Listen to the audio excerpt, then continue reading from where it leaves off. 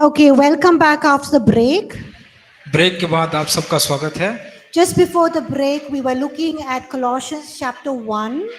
और हम ब्रेक में जाने से पहले कुलुस्सियों की पत्री उसका पहला अध्याय Chapter, देख रहे थे chapter 1, verses 15 to 17. और 16 और 17 वचन देख रहे थे। And we looked at several unique characteristics और हम लोगों ने जितने भी चरित्र हैं, विशेषताएं हैं, उसको हम लोगों ने देखा that qualify Jesus जो यीशु मसीह को सर्वोपरि जो बनाते हैं, गुण देते हैं as the preeminent one और सर्वव्यापी होने का, and his supremacy over all things. और वह सब बातों में सर्वोपरि हैं। So we are going to study each of them in detail. और ये सारी बातों को हम लोग अभी विस्तार से पढ़ेंगे। The first one is that Jesus is the image of the invisible God. सो पहला जो है वह है यीशु उस अदृश्य परमेश्वर के स्वरूप है। So what is the meaning of image? और वह स्वरूप या छवि, इसका मतलब क्या होता है?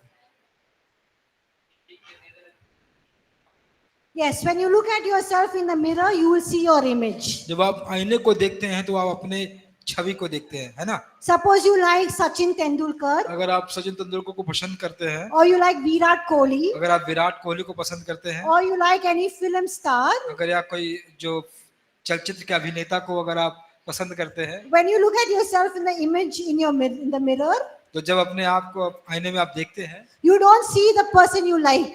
और वो सारे लोगों को जो आप पसंद करते हैं उसको आप देखेंगे, You will see yourself, right? अगर अपने आप को देखेंगे, है ना?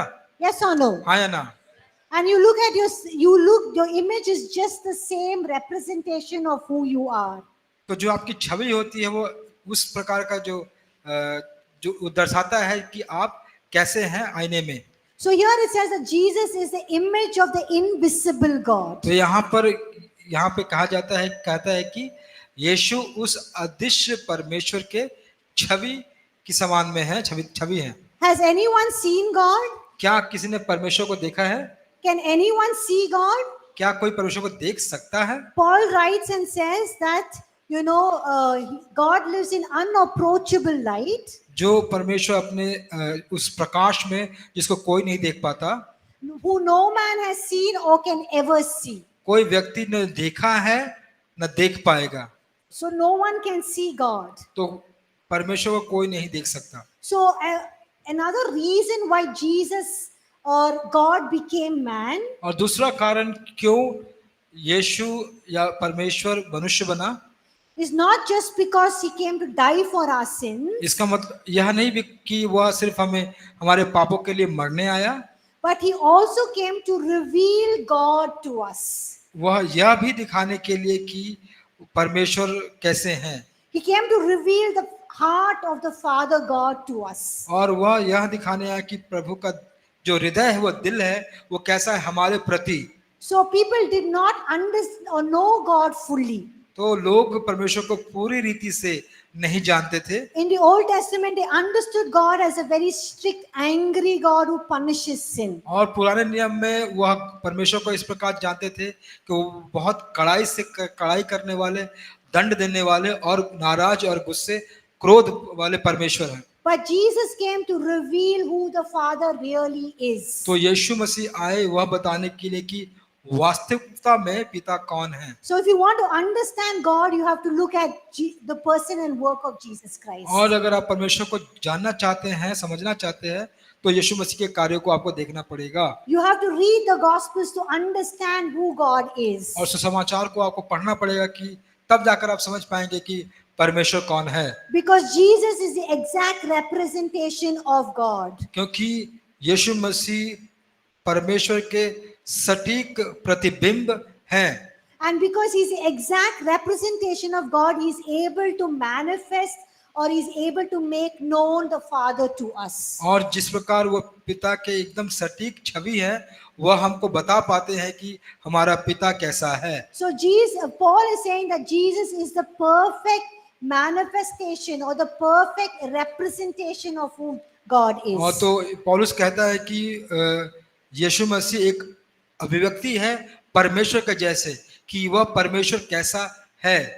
So Jesus makes known to us or reveals to us who God is. तो यीशु मसीह आप हमको यह दिखाते हैं और यह बताते हैं कि परमेश्वर कौन है।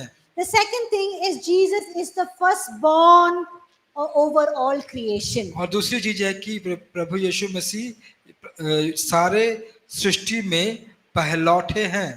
Now people will look at this scripture passage. तो लोग अभी यहाँ पर इस वचन को देखेंगे They will look at this phrase और इस वचन को देखेंगे and they'll say, hey, the Bible itself says that Jesus is firstborn of all creation. तो वह कहेंगे कि बाइबल खुद ब खुद बताती है कि यीशु जो है वो सारी सृष्टि में पहलौठे हैं। So how can you say that Jesus is God? तो आप कैसे कह सकते हैं कि यीशु ही परमेश्वर है।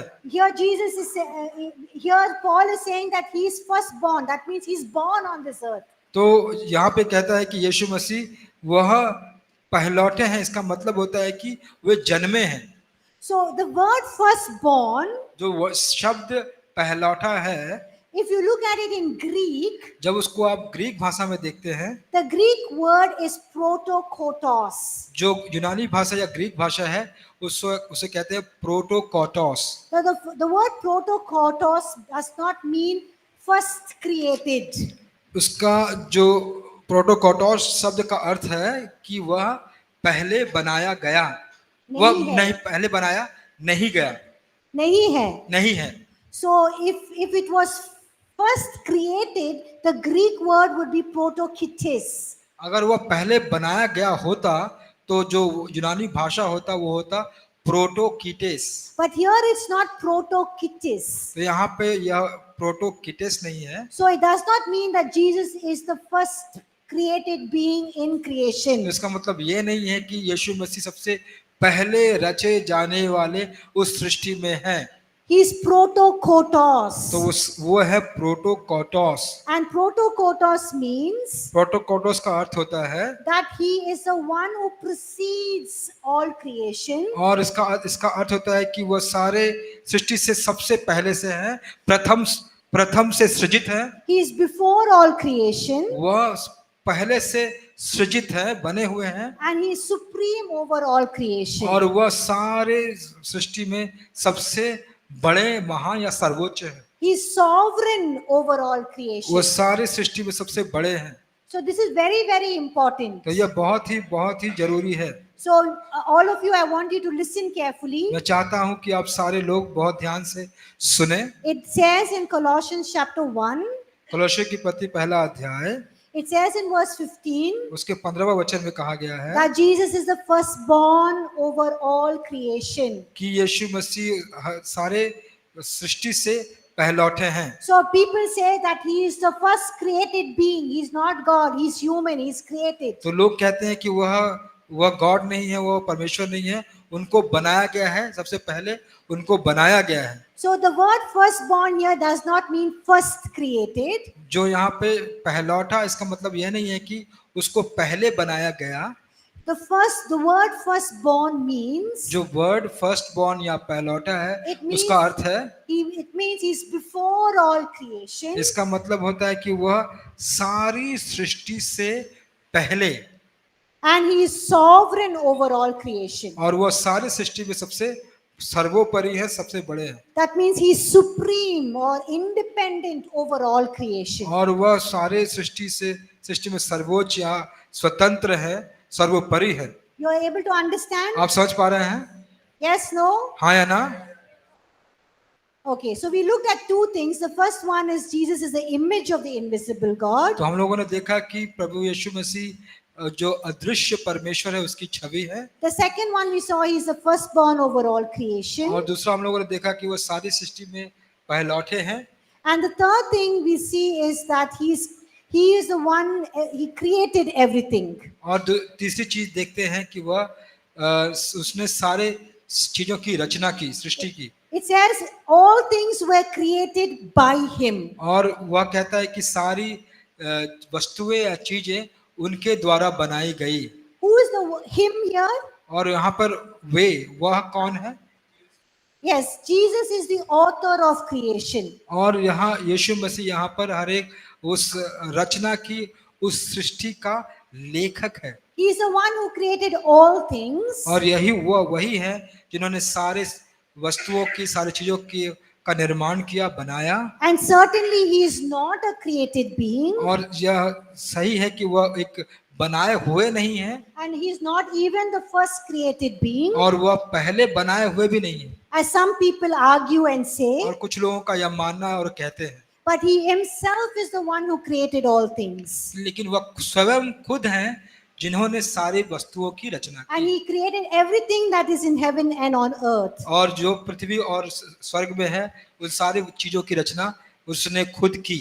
Everything that is visible and invisible. वो हर एक चीजें जो दृश्य हैं या अदृश्य है, Everything that we see in the material world and everything that we can't see in the spiritual world, everything is created by him. और इस भौतिक दुनिया में जो कुछ हम देख पाते हैं, या अलौकिक दुनिया में, या आत्मिक दुनिया में जो कुछ हम नहीं देख पाते हैं, उन सारी चीजों की रचना उसने की। And only God can create. और सिर्फ परमेश्वर ही सृज सकते हैं या बना सकते हैं। So Paul is stating this fact that Jesus is the creator and hence he is God, and he's giving proof that he is deity. तो पौलुस यहाँ पर यीशु मसीह की दिव्यता के बारे में प्रमाण करते हैं और कहते हैं कि यीशु मसीह ने ही सारी चीजों को बनाया। And the third thing we see that everything was created through him. और तीसरी चीज जो हम देखते हैं, जो बात देखते हैं कि सारी चीजों की रचना उसके द्वारा हुई। So Jesus is the God the Father planned creation. तो जो पिता परमेश्वर हैं, वह उस सृष्टि की रचना करते, उसका योजना बनाते हैं। Jesus is the one who spoke it. और यीशु मसीह उसको बोला। And the Holy Spirit is the one who brought about everything we see in creation. और पवित्र आत्मा जो हम सब संसार में देखते हैं, और जो रचना को देखते हैं, सृष्टि को देखते हैं, उसको बनाया या उसको लेकर आया। So everything was created through Jesus और Christ. सारी चीजें जो बनाई गए हैं, वह यीशु मसीह के द्वारा बनाए गए। And Paul also says that all things were created for him. और पौलुस ये भी कहते हैं कि सारी चीजों को बनाया गया उनके लिए। So Paul is basically saying that Jesus who created everything, तो पौलुस यहाँ पे कह रहे हैं कि यीशु ने जो सब कुछ बनाया, everything will serve him and glorify him.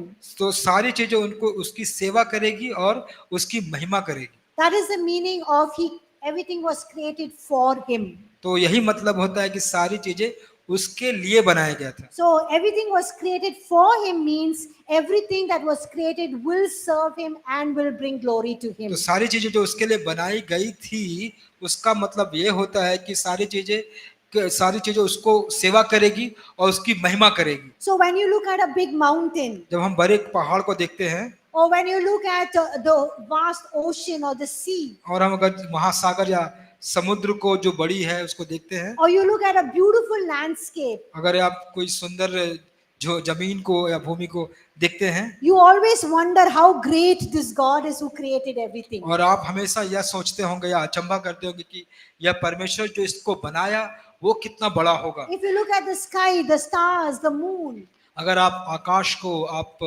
तारों को देखते होंगे, अगर चांद को देखते होंगे, you just praise God for his beautiful creation. तो आप क्या करते हैं? आप परमेश्वर की इस रचना के लिए आप उसकी महिमा करते हैं। Yes or no? हाँ या ना? We all praise God for his creation. क्या आप उसके रचना के लिए आप उसको महिमा देते हैं? Sometimes we stand in awe and wonder of the beauty of God's creation. और कभी-कभी तो हम स्तब्ध हो जाते हैं, चकित हो जाते हैं और कहते हैं कि परमेश्वर ने कितने इस चीजों को सुंदर बनाया। So that is what it means. Everything is created for him means all creation will serve him and glorify him. तो इसका मतलब यही है कि जो कुछ उसके लिए बनाया गया, वो सब मिलकर उसकी सेवा और उसकी महिमा करेंगे। And then Paul says he is before all things. और पौलुस कहता है कि वो सबसे पहले से था।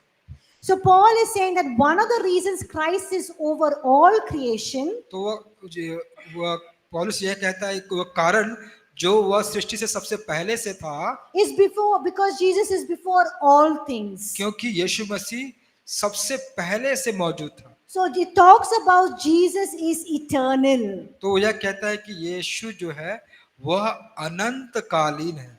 So one of the nature of God is that God is eternal. तो एक स्वभाव जो परमेश्वर का है वह है कि परमेश्वर सदाकालीन या अनंतकालीन है। That means he has no beginning and no तो end. जिसका अर्थ होता है कि उसका कोई शुरुआत, प्रारंभ या कोई अंत नहीं है, And he is God and therefore he is everlasting. और वह परमेश्वर है और वह सदाकालीन है। So we look at the next thing. In him all things consist. और हम दूसरी चीजों को देखेंगे, दूसरी बात को देखेंगे कि उसमें सारी चीजें समाई हैं। Jesus is not only the one who created everything, तो यहाँ पर यीशु सारी, ऐसा नहीं है कि उसने सारी चीजों को बनाया, he is the power, or he has the power that holds all of creation together.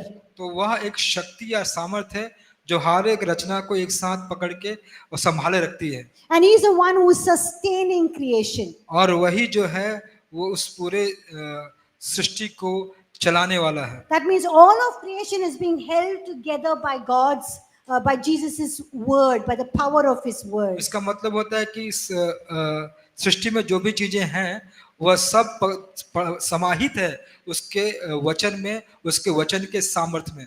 Okay, I want you all to do something, okay, when we are teaching. तो मैं जब पढ़ा रहा हूँ तो मैं चाहता हूँ कि आप कुछ करें, Because your mind can wander away.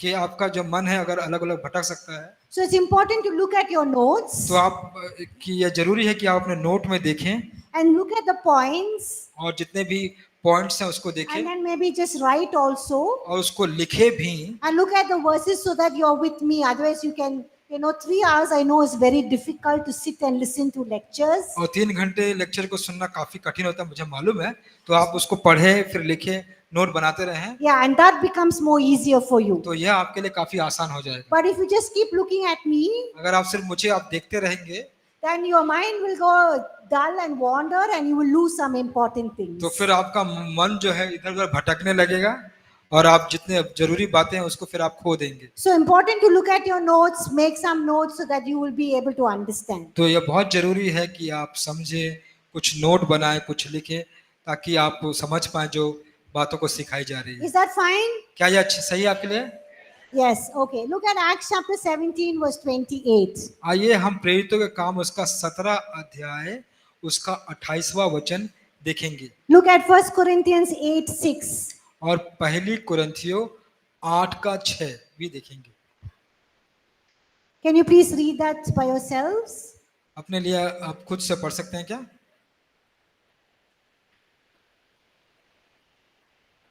प्रेरितों के काम 17 अध्याय 28 वचन, पहला कुरिन्थियों 8:6।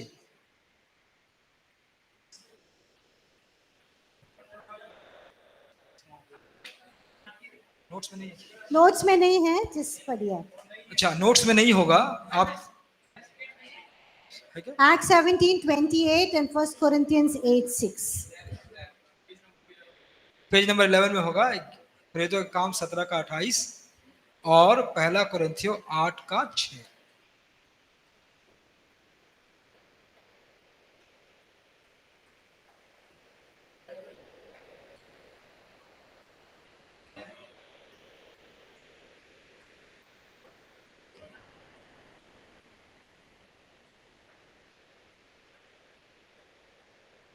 So what does Acts chapter 17 verse 28 say? तो प्रेरितों के काम 17 अध्याय 28 वचन क्या बताती है? What does it say? Acts 17:28 क्या कहता है? What does it say? Acts chapter 17:28.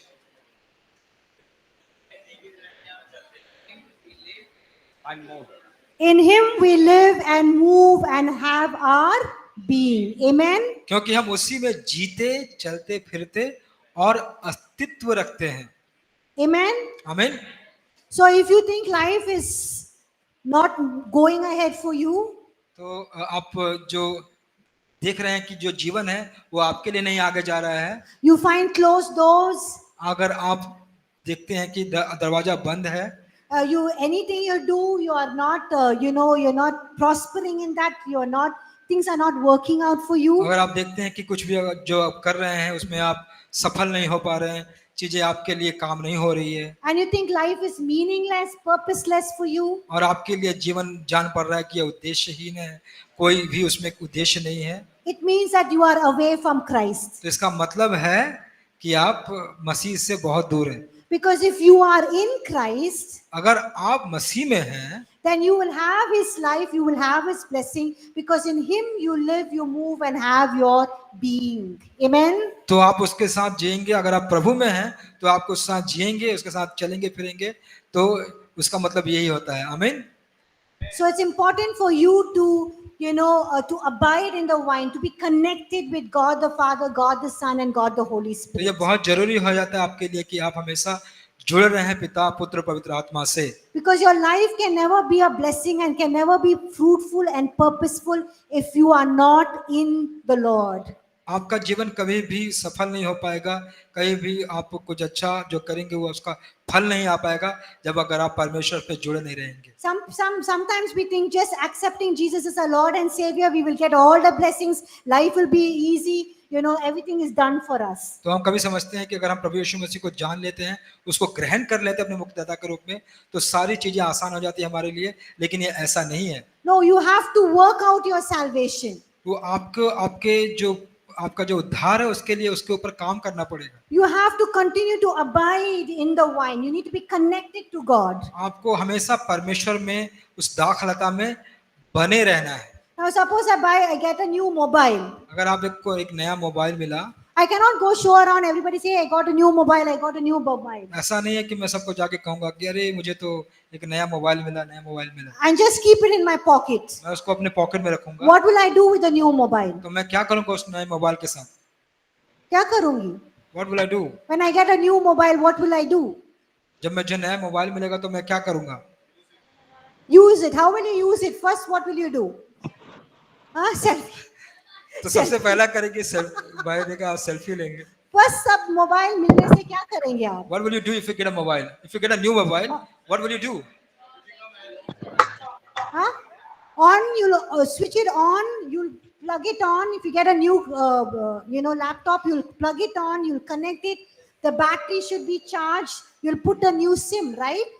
Once you run out of the charge, what will you do? Take it and keep it in the cupboard?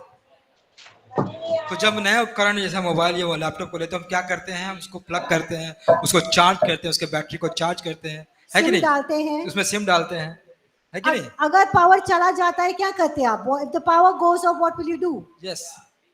You recharge it. You just don't take it and keep it in the cupboard or in the showcase. जब बिजली चली जाती है तो आप उसको अलमारी में या शोकेस में नहीं रखते हैं, आप उसको चार्ज करते हैं दोबारा, है कि नहीं? Yes.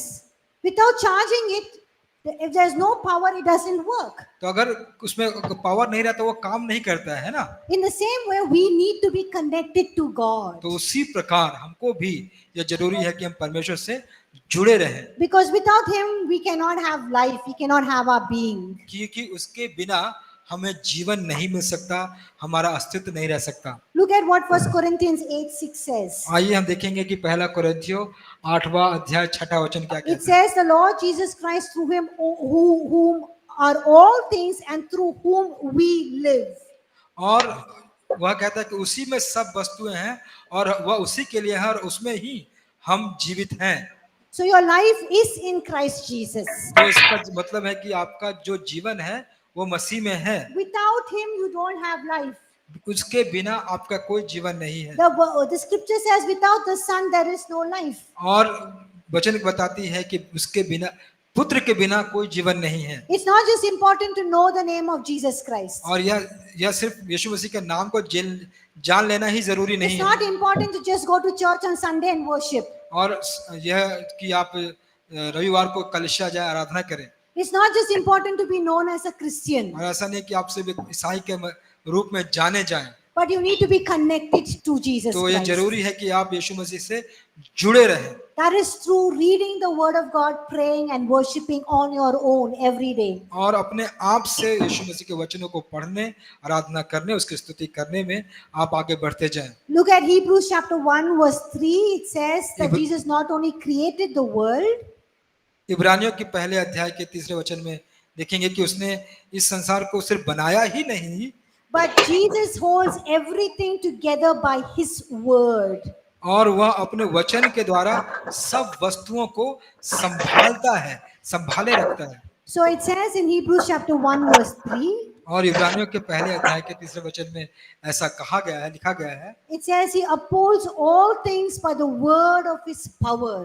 और वह अपनी शक्ति के वचन से सब वस्तुओं को संभालता है। So God's word is power. Amen. तो परमेश्वर का वचन शक्ति है। आमीन। When God holds everything in this universe by his power, और जब परमेश्वर इस संसार में सारी चीजों को अपनी शक्ति के द्वारा वो संभाले रखता है, when we speak his promises or when we speak his word over our lives, over our situations, God will do what he has promised. और जब उसके वचन को अपने अपने जीवन के हर एक परिस्थितियों में अपने जीवन पर अगर हम घोषित करते हैं तो सारे असंभव बातों को परमेश्वर हमारे लिए संभव बना देता है, Because his word is power. क्योंकि उसका वचन जो है वह सामर्थ है, His word is life to our bones. और वह हमारे हड्डियों के लिए जीवन है, His word is health to our bones. वह हमारे हड्डियों के लिए स्वास्थ्य है। So speak God's word and promises over your life, over your situations. तो आए हम अपने परमेश्वर के वचन को हमारे जीवन के ऊपर, हमारे परिस्थितियों के ऊपर बोलें। So when you go through difficulties, when you go through problems, जब आप कठिनाइयों से होकर जाते हैं, समस्याओं से होकर जाते हैं, don't speak negativity. तो आप नकारात्मक चीजों के बारे में बात न करें। Don't say, I know it will happen like this. आप ये नहीं कहें कि मैं जानते थी कि यह होगा, It's because of this person, that person. इस व्यक्ति के कारण, उस व्यक्ति के कारण। God does not love me. God does not love me. परमेश्वर मुझसे प्रेम नहीं करते, God does not care for me. वह मेरा देखभाल नहीं This करते, is a curse in my family. और मेरे परिवार के ऊपर एक श्राप है, This is a curse over my life. वह मेरे जीवन के ऊपर एक श्राप है, Or Satan is doing this in my life. और शैतान मेरे जीवन में काम कर रहा है। No, don't speak all that over your life. और अपने जीवन के ऊपर ये सारी बातों को मत कहें, Speak God's promises. परमेश्वर के वचनों को मत बोले, Speak God's word over your life. परमेश्वर के वचनों को, उसके वचन को, उसके शब्द को बोले। So whatever problem you're going through, there is God's promise in his word for that area in the scripture. और वचन में जिस प्रकार के समस्याओं से होकर जा रहे हैं, उस वचन में वह भाग है जो उसको आपसे छुटकारा दिला सकता है। Look at those scripture verses. और उस सब वचन को आप देखें। Just like you eat food and you just don't swallow your food, you chew it, you taste it, you enjoy it. तो जैसे कि अगर हम भोजन करते हैं तो हम सिर्फ उसे निगलते नहीं हैं, उसे चबाते हैं, उसका आनंद हम लेते हैं, उसी प्रकार Speak God's word in that same sense. और उसी भाव से आप परमेश्वर के वचन को भी बोलें। Just don't say it like that. उसको सिर्फ ऐसे ही मत बोलें, Just believe it, declare it, उसको आप विश्वास करें, उसकी घोषणा करें, and stand by his word. और उसके वचन के सामने खड़े रहें, Because his word is power. क्योंकि उसका वचन है, वह है सामर्थ, His word has authority. उसके वचन में अधिकार है, His word, when it's spoken, will fulfill the purpose and achieve the reason for which it goes forth. और उसका जो वचन है वह सारे उसका जो कार्य है उसको जरूर पूरा करेगा, और जिसके लिए उसको बनाया गया, उस वचन को बोला गया है। So when God can say, let there be light, when there was light, he can say, let there be this in your life, and it will be. और जैसे परमेश्वर ने कहा कि प्रकाश हो, अगर आपके जीवन में अगर ऐसी बातें की जरूरत है जहाँ पे प्रकाश होनी है, तो वह वचन वहां पे प्रकाश लेकर आएगा। So just like God created the world, he never forgot about the world. He still holds everything by the word of his power. और जिस प्रकार परमेश्वर ने संसार की रचना की, वह भूल नहीं गया, वह अभी भी संभाले रखा है इसे। In the same way, he's not just created you and forgotten about you. और उसी प्रकार उसने आपको बनाकर वह भूल नहीं गया, लेकिन But you need to speak his promises. आपको उसके वचनों का, उसके वादाओं का You need आपको to बोलना पड़ेगा, You need to declare his plans and purposes for your life. और अपने आपको तैयार करना पड़ेगा कि उसकी योजना आपके जीवन में क्या है। And you will see his word come alive. और आप देखेंगे कि उसका जो वचन है आपके जीवन में वह देधारी होगा। Amen. आमीन, Amen. आमीन। Thank you. Sharon, can you please switch off your video and your mute your mic? Thank you. Mute your mic as well, please, Sharon. Can you mute your mic? Thank you, Sharon. Okay, any questions for lesson 3? कोई प्रश्न है अध्याय 3 के लिए? In lesson 3, we looked at Jesus' role in creation and hence proving that he is the creator God. और हम लोगों ने देखा कि किस प्रकार हम प्रमाणित करते हैं कि यीशु इस पूरे संसार का रचयिता है। Because everything was created by him. तो वह जो है सारे सारे सृष्टि उसके द्वारा रचाई गई Everything was created through him. और उसके द्वारा रचाई गई Everything was created for him. और उसके लिए रचाई गई He is before all things, और वह सबसे पहले था and everything consists in him. और सारी चीजें उसमें समाहित हैं। That means he's supreme. इसका मतलब होता है कि वह क्या है, सर्वोपरि है, सर्वोच्च है। So another scripture passage to prove that Jesus is God is Colossians chapter 1 verses 15 to 17. और दूसरा जो वचन है वह कुलोस्सियों का पत्री उसका पहला अध्याय 15 से लेकर 17 तक। Any questions from the online students? Sugat, Dev, Sharon, any questions? और हमारे जो ऑनलाइन भाई बहन हैं सुगत, देव और सरन, क्या आपके पास कोई प्रश्न है? Any questions from our in-person students? हमारे कक्षा में मौजूद जो छात्र छात्राएं हैं उनके पास से कोई प्रश्न है, कोई सवाल है? Any questions?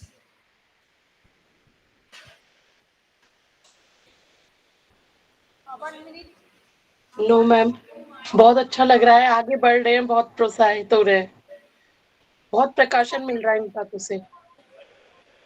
Can 1 minute, Sharon, I can't hear you. Can you just mute your mic? I'll ask them to increase the volume so I can hear you.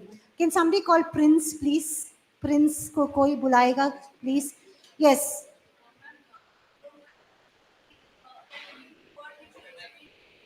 Yeah, protokotos. You didn't understand it. Okay. Now, firstborn. पहलौठा जो है, many people say that firstborn means he's first created being. तो बहुत लोग ये सोचते हैं जो पहलौठा है तो उसका मतलब होता है कि वह सबसे पहले बनाया गया।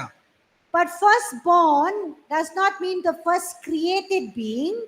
तो पहलौठा का मतलब ये नहीं है कि वह पहले बनाया जा चुका। It means that he is first. तो उसका मतलब यह है कि वह पहला है before all creation. सृष्टि के पहले से ही। And he is sovereign over all creation. और हर एक सृष्टि के ऊपर है वो। So the Greek word is protokotos. तो ग्रीक जो शब्द है वो प्रोटोकोटोस है। Volume for the online students. We can't hear them. Protokotos does not mean first created. तो कोटोस का मतलब वो ये नहीं होता है कि वह पहले बनाया गया। It means first who is above creation. वह पहला जो सृष्टि के पहले से है। And who is sovereign over all creation. और वह सारी सृष्टि के ऊपर है। Yes. Okay. Yes, Sharon, can you speak, please? शारन जी अपना प्रश्न पूछें। Sharon, can you please unmute your mic and speak? You were saying something?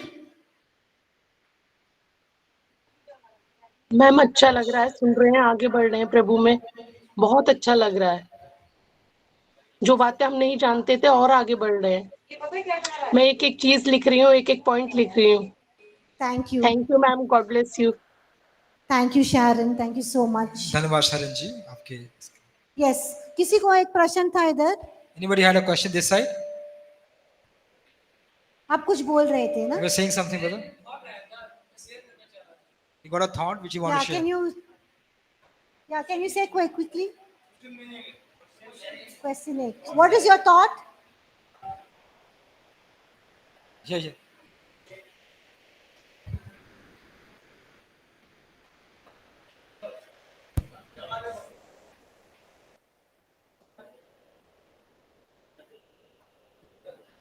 Hello, actually मैं हिंदू फैमिली से आया हूँ प्रभु में 12 साल पहले।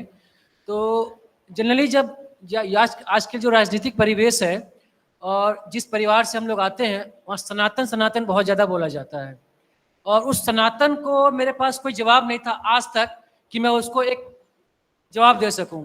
और इस 2 दिन की क्लास में now I have answer to reveal the Sanatan, where is the Sanatan, now I can say that we are Sanatani. What is Sanatan?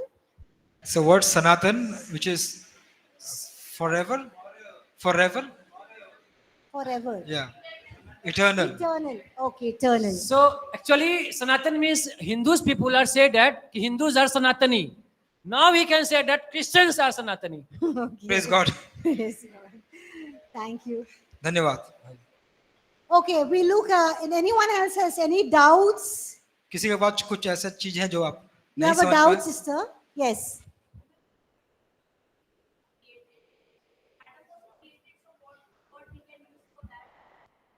Protokotos is the first created. So Adam is first created. Protokotos.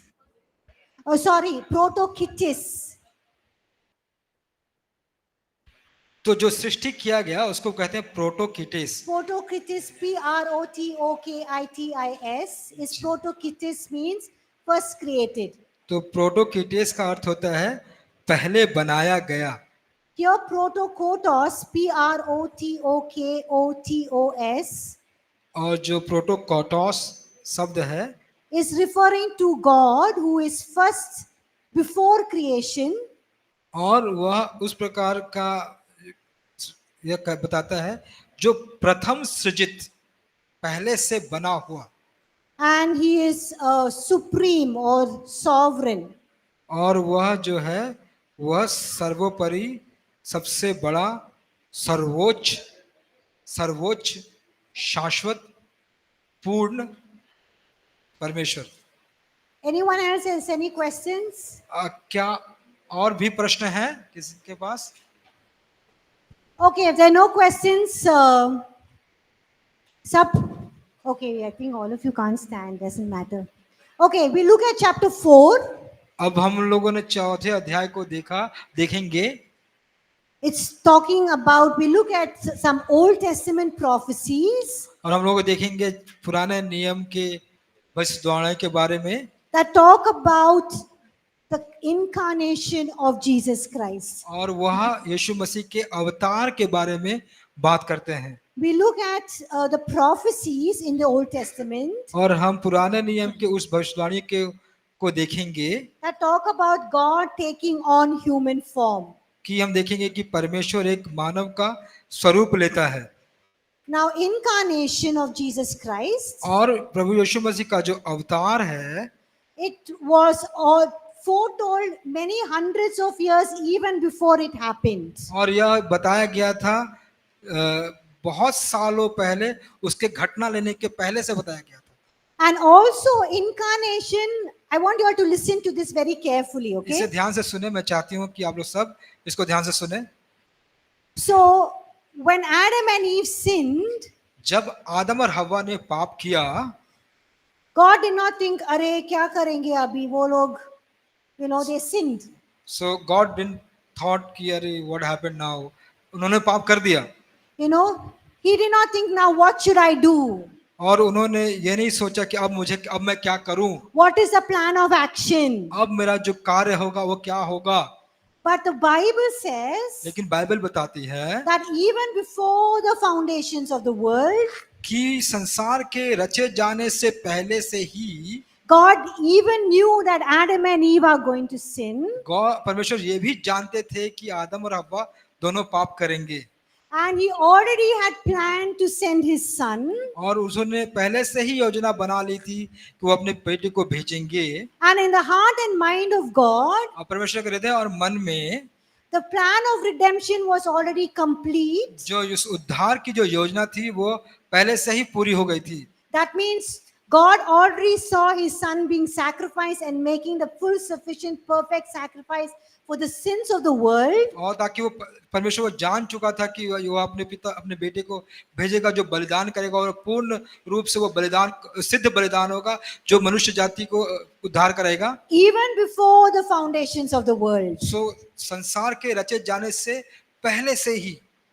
So many people ask, okay, you know, did God not know that Adam and Eve are going to sin? तो लोग बहुत पूछते हैं कि क्या परमेश्वर नहीं जानते थे कि आदम और हव्वा पाप करेंगे?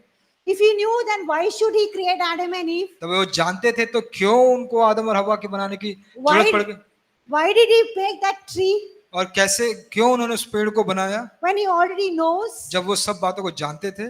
yes, he knows Adam and Eve are going to sin हाँ, वो जानते हैं कि आदम और हवा पाप करेंगे, because he's already seen it. क्योंकि उसे देख चुके हैं। He already had the plan of redemption in और his mind. और उनके मन में ये उद्धार की योजना पहले से ही थी। And he already knew that his son is going to go and die on the cross. और वो पहले से जानते थे कि उसका बेटा क्रूस पर मरेगा। And even before Jesus came and died on the cross, it was already a complete thing in the heart and mind of God. और यीशु मसीह के आने और क्रूस पर चढ़ के मरे जाने का जो सारा बात थी, वो परमेश्वर के मन में पहले से ही था। So even before the foundations of the world, और संसार के नींव रखने जाने से पहले ही से ही everything that we are seeing in history has happened so far, और इतिहास में जो भी चीज हम देखते हैं वो सारी चीजें घट चुकी हैं। or even what is going to happen, और जो होने वाला है is already a completed done thing in the heart and mind of God. और परमेश्वर के मन हृदय में ये घट चुकी हो गई बात है परमेश्वर के मन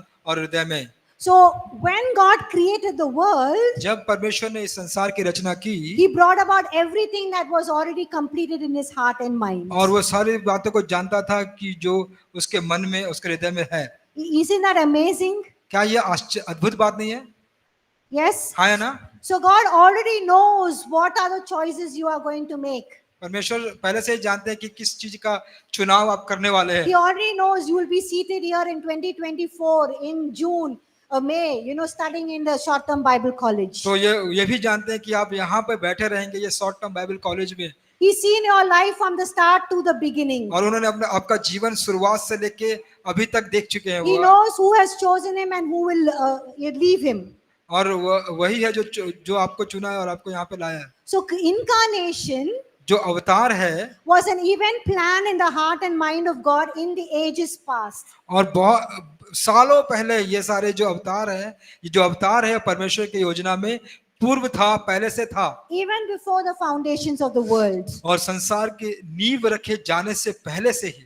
So when Adam and Eve sinned, तो जब आदम और हवा ने पाप किया, he brought about the plan of redemption. तो उसने उस उद्धार की योजना को लेकर आया। So we look at the various prophecies तो हम बहुत सारे ऐसे भविष्यवाणियों को देखेंगे in the Old Testament पुराने नियम में that talk about the incarnation of Jesus Christ, जो यीशु मसीह के अवतार के बारे में बात करती है, which talks about God taking on human form. कि परमेश्वर एक मनुष्य का रूप लेते हैं। So the first covenant or the first promise that God makes that he will send his son is in Genesis chapter 3 verses 14 and 15. तो जो पहला वादा जो करते हैं परमेश्वर वो है उत्पत्ति की किताब उसका 3 अध्याय 13 और 14 में।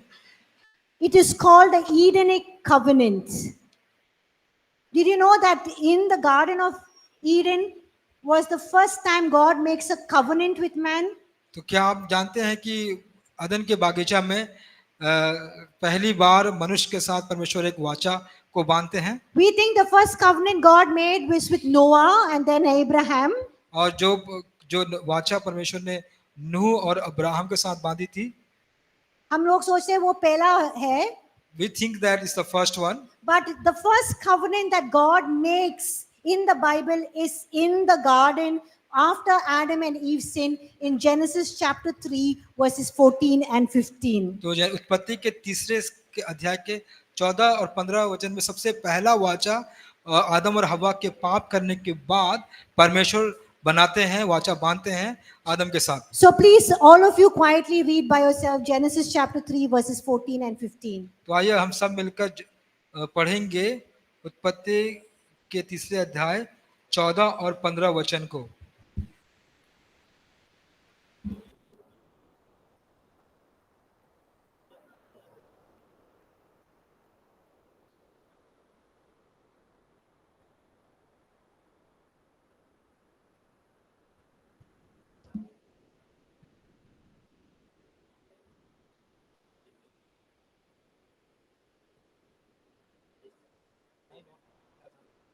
Okay, you just open the other. Oh, where is the other note? You can get this whole thing.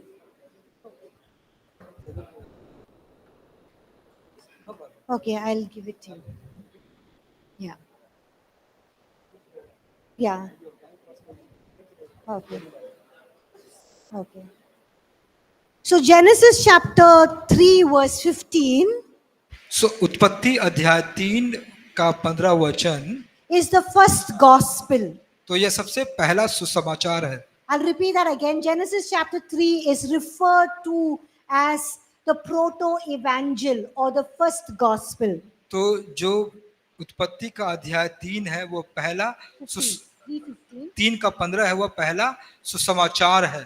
पहला सुसमाचार, पहला शुभ समाचार. And it's the first messianic prophecy. It's the first prophecy talking about the coming of the Messiah. और यह पहला भविष्यवाणी है जो मसीहा के आने के बारे में बताता है. And it is called as the Edenic covenant because it happened in the Garden of Eden. और यह आदन के बगीचे का वाचा, इडेनिक कवनेंट किसे कहते हैं. And much of these, this verse is mentioned in a very figurative sense. और इन सारे जो वाचों को बहुत चित्रण के रूप में बताया गया है. रूप इसका रूप क्रिया अर्थ है. इसका what is the meaning of this? रूप क्रिया अर्थ, that means in a figurative sense. रूप दिया हुआ. No, रूप क्रिया अर्थ. रूप क्रिया अर्थ means that, which means something is said in the form of a figure of another. तो इसका मतलब होता है कि किसी भी चीज को एक रूप दिया गया है, उसका अर्थ क्या है. So here the serpent is a representative of the devil. तो यहाँ पे जो सांप है वह शैतान को दर्शाता है. Woman is sorry, yeah, figurative sense, yes. Woman is representative of the entire human race. जो स्त्री है वह सारे मानव जाति को दर्शाता है. So in this verse, in verse 14, serpent is mentioned. Serpent represents Satan. और जो सांप है वह शैतान को दर्शाता है. And the woman here in verse 15 represents human race. और जो स्त्री है वह मानव जाति को बताता है. And the word seed, और जो शब्द सीड या बीज है it represents वह बताता है people of God परमेश्वर के लोग or Jesus Christ himself. या यीशु मसीह खुद. And the words he and his और जो वर्ड ही और हिज वह और उसका, or it and they, या उनका और उनके, it is more represented in the plural sense, not singular sense. तो यह एक वचन नहीं है, यह बहुवचन है. And the term head, और जो बात हेड यानी ये sir, it's basically referring to Satan, who is the supreme or prince or leader. और इसका मतलब होता है कि इसको एक बड़ा एक लीडर, एक नेता के रूप में बताया गया है. So here when we read that the Lord God said to the serpent, तो हम जब देखते हैं कि जब परमेश्वर ने जब सांप को भेजा, no, when the Lord God said to the serpent, जब परमेश्वर ने सांप से कहा, it's not just talking to the सांप or the serpent, it's talking to Satan. तो यह सांप से ही नहीं लेकिन शैतान से बात कर रहा है. And in verse 16, when God tells Satan, तो 16 वचन में जब परमेश्वर सांप से कहते हैं that I will put enmity between you and the woman, कि मैं तुम्हारे और स्त्री के बीच में शत्रुता पैदा करूंगा. it does not just refer to woman as Eve. तो इसका मतलब ये नहीं कि उस औरत को ईव के रूप में या हव्वा के रूप में बताया गया, But it represents the entire human race. तो यह पूरे मानव जाति को दिखाता है. So God is saying, I will put enmity between you and man and woman, the entire human race. तो परमेश्वर कहते हैं कि मैं तुम्हारे पूरे मनुष्य और मनुष्य जाति पर तुम्हारे बीच में एक शत्रुता पैदा करूंगा. And God is saying, I'll put enmity between your seed and her seed. तो वो कहता है कि तुम्हारे बीज और उसके बीज के बीच में शत्रुता पैदा करूंगा. Now there are two words for seed here. There are 2 times seed is mentioned. तो यहाँ पर 2 शब्द हैं, No, 2 times seed is दो mentioned. बार शब्द सीड का इस्तेमाल किया गया है. बीज जो शब्द है 2 बार दिया गया है. 2 times this word seed is mentioned here. The first seed is talking about you and I. जो पहला बीज या सीड है वह आपके और हमारे बारे में बताता है. So God is saying, I will put enmity between Satan and us, entire human race. तो परमेश्वर कह रहे हैं कि वह हमारे और शैतान के बीच में शत्रुता पैदा करेंगे. And the second seed is talking about Jesus Christ. और दूसरा जो बीज है वह यीशु मसीह के बारे में बताता है. Because if you look at the English Bible, the second seed is in a capital S. It's referring to Jesus Christ. अगर आप इंग्लिश बाइबल में देखेंगे तो जो दूसरा सीड या बीज है उसका जो एस है वो बड़े अक्षरों में लिखा गया है. इसका मतलब कोई व्यक्ति है. And here is saying, He shall bruise your head. और यहाँ पे क्या है कि वह तुम्हारे सर को घाव देगा, कुचलेगा.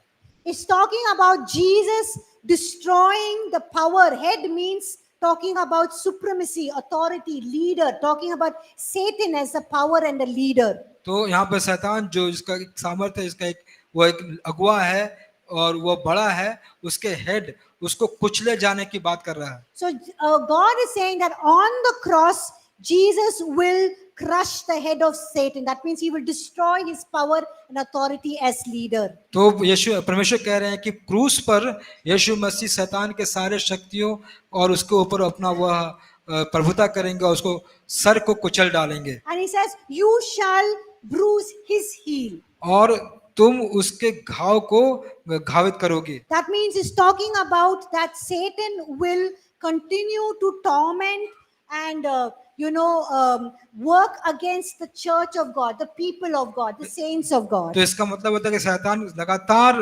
उसके जो कलीसिया है, उसका जो संत है और मानव जाति के विरोध में काम करता रहेगा. So in this Edenic covenant, और यह अदन के जो वाचा में there are two important things that we need to remember. तो दो बहुत महत्वपूर्ण बात है जो हमें आपको याद रखनी है. So please listen and then you can go for your khana and rest. और उसके बाद अपने भोजन के लिए आप for your food and rest. Okay, so the first thing is there will be enmity that will exist between Satan and the entire human race. तो पहला जो था वाचा वो था कि शैतान और पूरे संसार के बीच में एक शत्रुता होगी. Which also implies that God and human race will be reconciled. तो यह भी बताता है कि परमेश्वर और पूरे मानव जाति एक सहमति में हो जाएंगे. We'll become enemies of God, enemies of Satan, because we become friends of God. और जो शैतान के शत्रु थे वो अब परमेश्वर के मित्र हो जाएंगे. So when we become friends of God, we automatically become enemies of God. Oh yeah, when we become friends of God, we automatically become enemies of Satan. तो जब हम परमेश्वर के मित्र हो जाते हैं तो हम स्वतः शैतान के शत्रु हो जाते हैं. And we are able to be friends of God. It was made possible because of what Jesus did on the cross for us. और इसीलिए हम परमेश्वर के मित्र हो जाते हैं और परमेश्वर के मित्र इसलिए हो जाते हैं कि जो काम प्रभु यीशु मसीह ने क्रूस पर हमारे लिए किया. Because on the cross, कि क्रूस के ऊपर in Hebrews chapter 2 verse 14, और इब्रानियों के दूसरे अध्याय के 14 वचन में it says that through his death, कि उसके मृत्यु के द्वारा he destroyed him who had the power of death, that is the devil.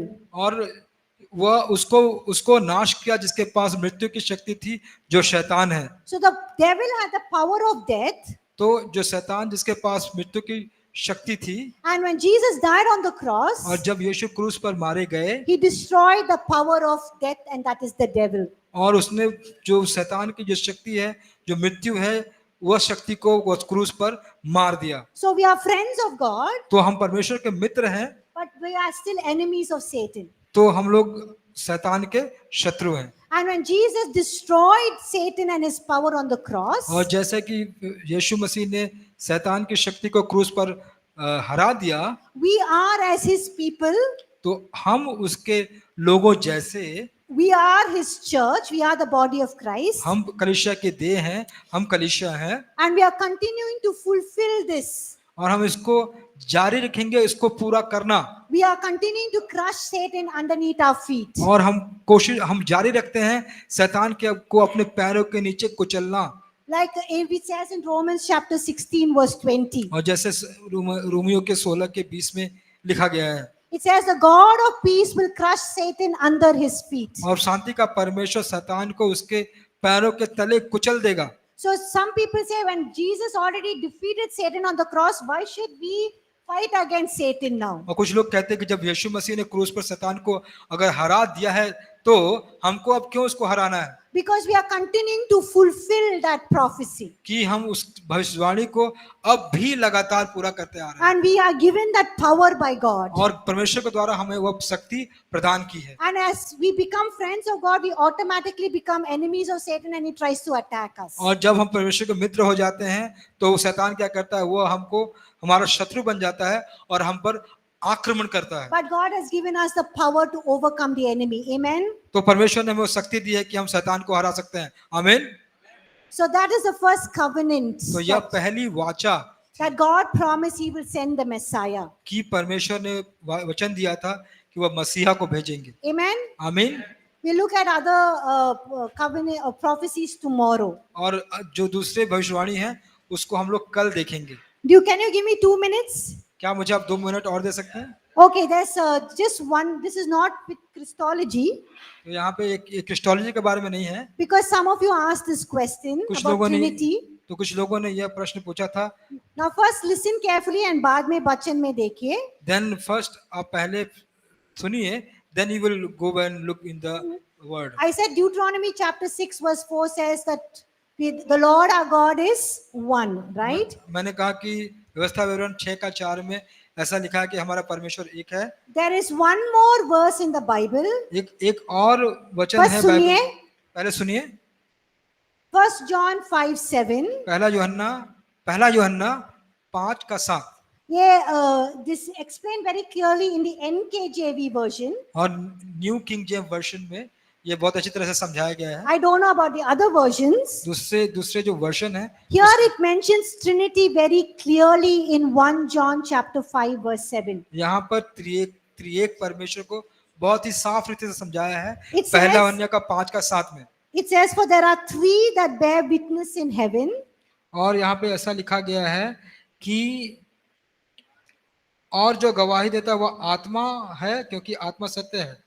No. For there are 3 that bear witness in heaven. The Father, the Word and the Holy Spirit. And these 3 are one. 1 John 5:7. You have और- NKJV? Okay, this is Hindi. So NKJV में It's in 8 verse 8. Here it is in verse 8. Whatever you're reading is in 8. और जो गवाही No, देता है 7.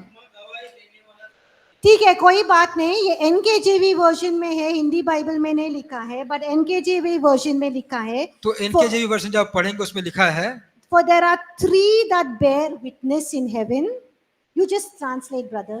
और 8 वचन में मेरे बाइबल में है कि No, तीन- please say 7. 7 में There are 3 that bear witness जो 3 हैं जो गवाही देते हैं in heaven. जो है स्वर्ग में, The Father, the Word and the Holy Spirit. जो पिता है और पवित्र आत्मा है और जो No, Father, Word, पिता जो शब्द है, पिता, शब्द, पवित्र आत्मा, ये तीनों एक है. तो इस पिता, वचन में 1 जॉन 5 और 7 में लिखा है. ये इंग्लिश बाइबल में NKJV में लिखा है. पहला जो यूहन्ना उसके 5:7 में इंग्लिश बाइबल में NKJV वर्जन में लिखा है That there are 3 that bear witness in heaven. जो 3 हैं जो स्वर्ग में गवाही देंगे. स्वर्ग में गवाही दे रहे हैं. वो है पिता, शब्द माने होली जीसस क्राइस्ट एंड पवित्र आत्मा, the father, the son and the holy spirit. And ये तीनों एक है. It means all 3 are one. ये हिंदी बाइबल में नहीं लिखा है. NKJV version में, in the NKJV version it's very very clear that all 3 are one. तो So if NKJV you version have पढ़ेंगे? NKJV version, you can show this to people. 1 John chapter 5 verse 7. तो Okay? पहला John 5:7 को आप दिखा सकते हैं और कृपया न्यू किंग जेम्स वर्जन को ही देखेंगे. वहां पे साफ रीति में लिखा गया है कि तीनों एक हैं. So this is 2 verses in the Bible that you can talk about Trinity. और Sorry, 2 वचन जो बाइबल से हम not देखते Trinity. हैं Deuteronomy 6:4 is talking about one God. और जो व्यवस्था विवरण 6:4 वो एक परमेश्वर के बारे में बात करते हैं। But Matthew 28:19 and the baptism of Jesus and 1 John 5:7 talks about Trinity. और मत्ती 28:19 वो तीनों पवित्र पिता पुत्र पवित्र आत्मा के बारे में, और पहला यूहन्ना 5:7 वह त्रिएक परमेश्वर के बारे में बात करते हैं। Okay, thank you everyone for your patience and for listening. Tomorrow we'll have the test. सबको आपके धीरज के लिए बहुत बहुत धन्यवाद। कल हम एक छोटी सी परीक्षा टेस्ट लेंगे 3 चैप्टर 1 2 3 तीनों चैप्टर का। तैयार है सब? Are you all ready? Amen. आमीन। Okay, I'll meet you tomorrow. Have a good afternoon. Enjoy your lunch. Thank you. जी, अच्छे से आप अपना लंच एंजॉय करें।